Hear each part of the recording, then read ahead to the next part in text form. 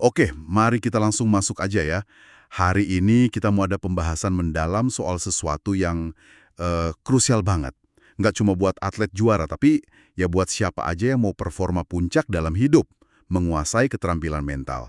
Sumber kita kali ini dari bab 2 buku di Champions Mind.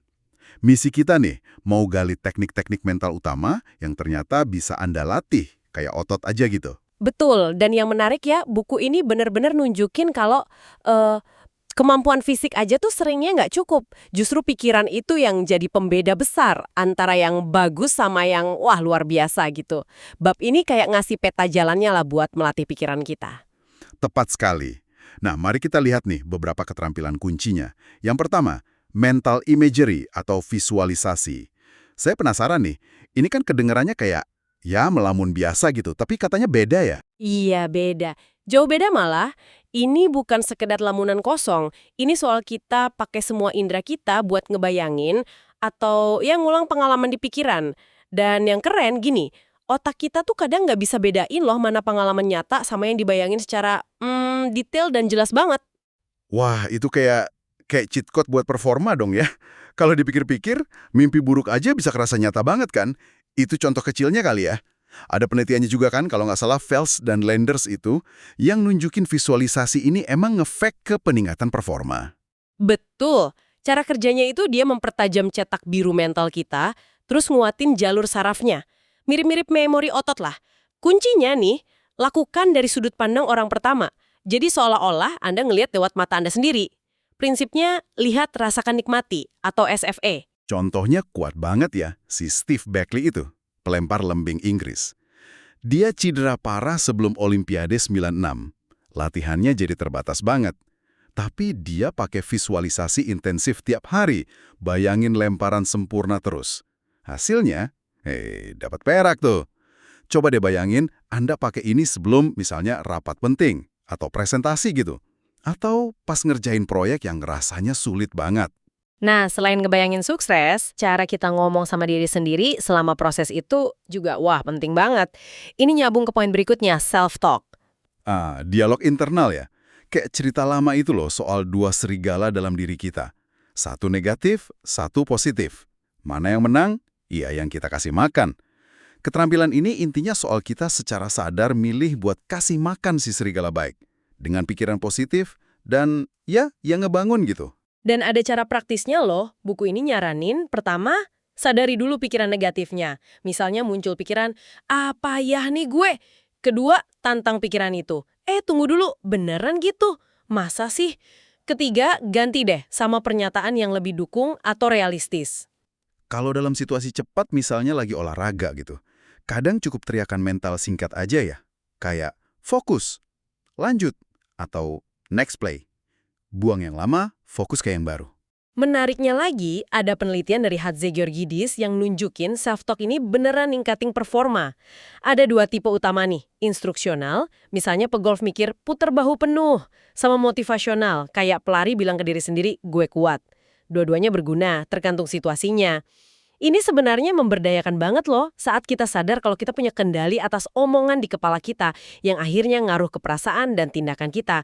Di mana aja, nggak cuma di lapangan. Oke, jadi kita bisa visualisasi, bisa atur self-talk, tapi kan suka banyak gangguan ya. Gimana caranya jaga fokus di tengah semua itu? Ini masuk ke skill berikutnya dong, fokus. Nah, itu dia. Fokus itu soal dedikasi penuh sama apa yang lagi dikerjain saat ini. Di buku ada analogi bagus nih. Bayangin aja tiap saat Anda punya modal fokus $100. Nah, Anda mau investasikan ke tugas di depan mata atau dibiarin habis sama gangguan? Seorang juara katanya adalah seorang nawis, ahli banget dalam berada di saat ini. Pikiran soal masa lalu, penyesalan gitu, atau masa depan, kekhawatiran, itu kayak kabut aja, bikin buram. Cuma pikiran soal di sini dan saat ini yang jernih. Contohnya si pemanjat tebing Chris Sharma itu. Dia benar-benar larut di tiap gerakannya. Gangguan itu bisa dari dalam, rasa bosen, cemas, ragu, atau dari luar. Penonton, cuaca, notif HP Anda mungkin. Tapi intinya gini, sesuatu baru jadi gangguan kalau Anda ngasih label gangguan ke situ dan biarin itu ngambil alih fokus. Kuncinya itu ya, menyederhanakan lagi. balik ke tugas saat ini. Ada tips praktisnya nggak buat balikin fokus gitu? Bisa pakai kata kunci pengingat. Misalnya dalam hati bilang, fokus di sini. Atau cukup, sekarang. Tiap kali pikiran mulai jalan-jalan. Atau simple, tarik napas dalam terus rasain sensasi fisik saat ini. Oke, keterampilan terakhir nih buat pembahasan kita hari ini. Tapi penting banget juga. Kepercayaan diri atau confidence. Ini bukan soal sombong kan ya? Oh jelas bukan, sama sekali bukan sombong. Ini lebih ke keyakinan pada kemampuan diri, tapi yang didapat dari kerja keras dan persiapan matang. Kayak otot juga perlu dilatih terus. Jack Nicklaus, legenda golf itu, pernah bilang, selama saya merasa siap, saya selalu berharap untuk menang. Nah, itu keyakinan, bukan arogan. Buku ini nyebutin 2 sumber utama kepercayaan diri. Bukti performa, jadi kita ingat-ingat lagi sukses masa lalu, sekecil apapun itu, sama persiapan yang matang. Makanya penting punya memori jangka panjang buat sukses, tapi memori jangka pendek, kayak amnesia selektif gitu, buat kegagalan. Belajar dari salah, tapi jangan sampai menghantui terus. Ini nyambung banget sama konsep self-efficacy dari Albert Bandura. Intinya, keyakinan Anda pada kemampuan spesifik Anda buat berhasil di situasi tertentu. Buat ngelatihnya, buku ini kasih saran buat refleksi diri. Misalnya, tanya ke diri sendiri, apa sih tantangan terbesar yang pernah Anda taklukkan? Apa 3 kekuatan khas Anda? Siapa sosok inspiratif yang bisa Anda pinjam energinya pas lagi butuh dorongan? Oke. Jadi ini soal kita aktif membangun fondasi pede itu ya, bukan cuma nungguin rasa pede itu datang sendiri entah dari mana. Tepat sekali, harus proaktif dibangun. Jadi kalau kita rangkum nih ya, visualisasi, terus self-talk positif, fokus pada saat ini, sama membangun kepercayaan diri, ini semua ternyata keterampilan. Sesuatu yang bisa dilatih, bukan bakat bawaan semata gitu ya. Ini kayak alat-alat di kotak perkakas mental kita. Dan tujuannya ya seperti ditekankan di buku ini buat bantu Anda ngebuka potensi juara dalam diri Anda. Nggak peduli arena pertandingan Anda itu apa, bisa karir, studi, atau ya kehidupan pribadi sehari-hari. Nah, ini kayaknya jadi penutup yang pas ya.